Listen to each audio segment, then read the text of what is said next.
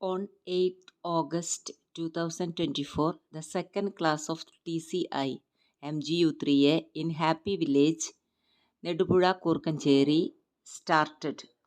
Sheba teacher was the special participant leader.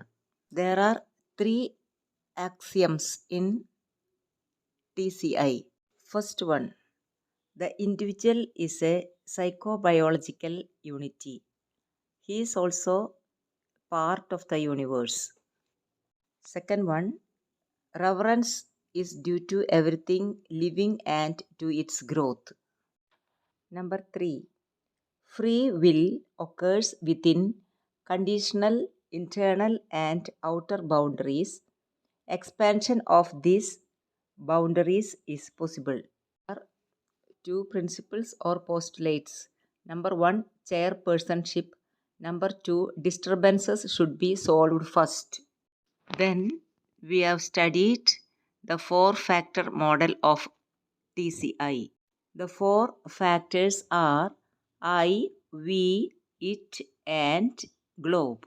It was explained well by our dear Sheba teacher. ഓരോരുത്തരും അവരവരുടെ ഉള്ളിലേക്ക് ഇറങ്ങി ചെല്ലുമ്പോൾ ഹൃദയം പറയുന്ന കാര്യം നമ്മൾ ഇൻട്രാക്ട് ചെയ്യണം, ഷെയർ ചെയ്യണം. അതാണ് ടീം സെൻറ്റേർഡ് ഇൻട്രാക്ഷൻ. ആ ഒരു ദർശനമാണ് നമ്മുടെ ഈ ഹ്യൂമനിസ്റ്റിക് സൈക്കോളജിക്ക്. അപ്പോൾ അത് കഴിഞ്ഞ് ഞാൻ വിശ്വസിക്കുന്നു. ഇനി ഭാഗം 3ലേക്ക് പോവാണ്. ഇവിടെ വരുമ്പോൾ നിങ്ങൾ എല്ലാവരും ഈ പേപ്പർ ഇങ്ങനെ ഒന്നാക്കുക. ഇതുവരെ നിങ്ങൾ മടക്കി വെച്ചാണ് ഉപയോഗിച്ചത്. ഇങ്ങനെ ആക്കുക, തുറന്നു വെക്കുക. 2 പേജ് കാണത്തക്ക തുറന്നു വെക്കുക.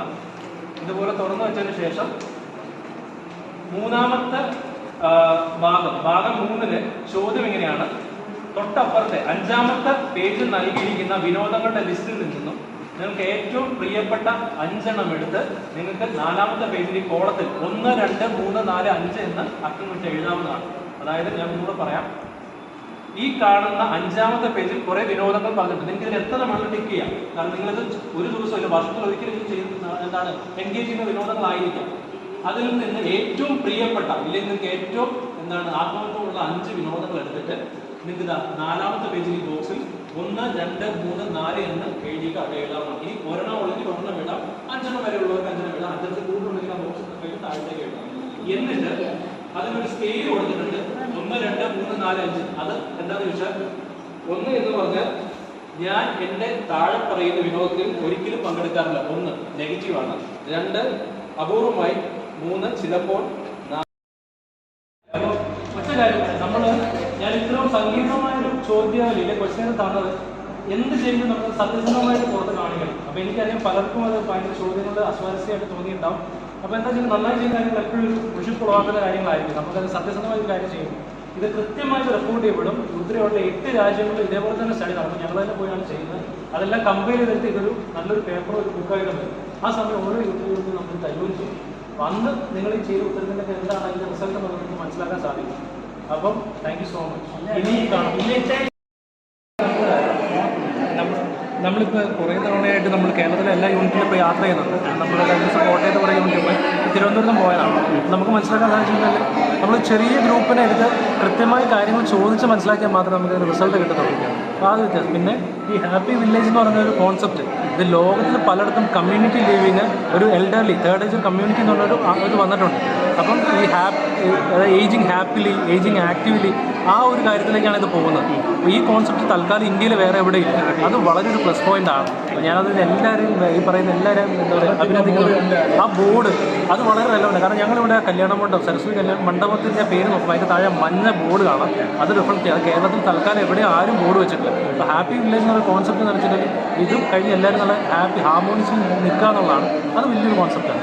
സംഭവം അപ്പോൾ നമ്മളത് എനിക്ക് തോന്നുന്നത് നമ്മൾ പഠന വിഷയം ഞങ്ങളിപ്പോൾ റിസർച്ച് പേപ്പറായിട്ട് ഞങ്ങൾ ക്വാളിറ്റേറ്റീവ് റിസർച്ച് പേപ്പറായിട്ട് ഞങ്ങൾ കൊണ്ടുവരാൻ ആഗ്രഹിക്കുന്നുണ്ട്. കാരണം ഈ പറയുന്ന ഒരു 15 പേരെ നമുക്കിതിന് കിട്ടിയ സംസാരിച്ച് നമുക്ക് മനസ്സിലാക്കാം ഇതുണ്ടതാണോ ഇല്ലയോ.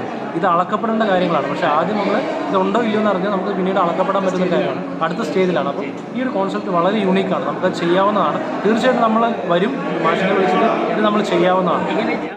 താങ്ക് യു സോ മച്ച് മാഷ്. Thank you.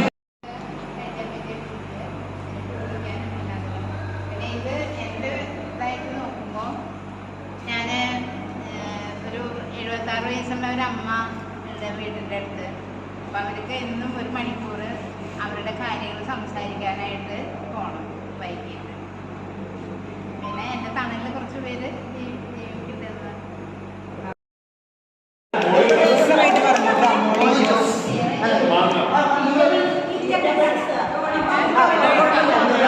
ഓക്കെ, സമയത്തിന്റെ പരിമിതി കൊണ്ടാണ് അതെ മാഡത്തിന് വരുന്നത്. നമുക്ക് ഇതുപോലെ സ്റ്റാർട്ട് ചെയ്യുമ്പോൾ ഒരു സ്റ്റാർട്ട് ചെയ്യുമ്പോൾ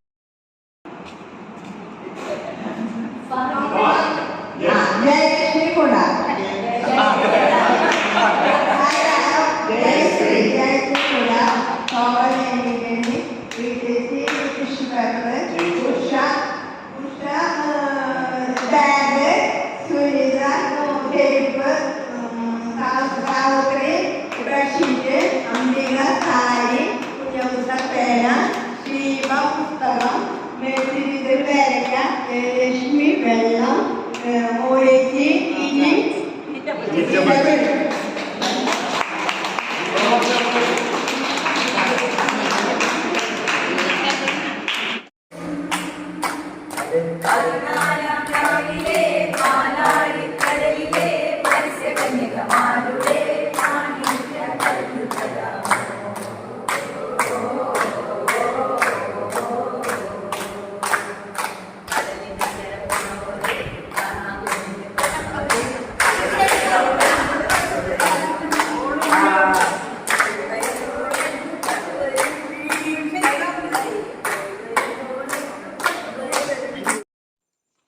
Thank you, Ruth Kohn, for your theme-centered interaction as a planetary citizen.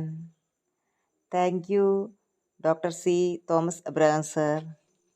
Thank you all.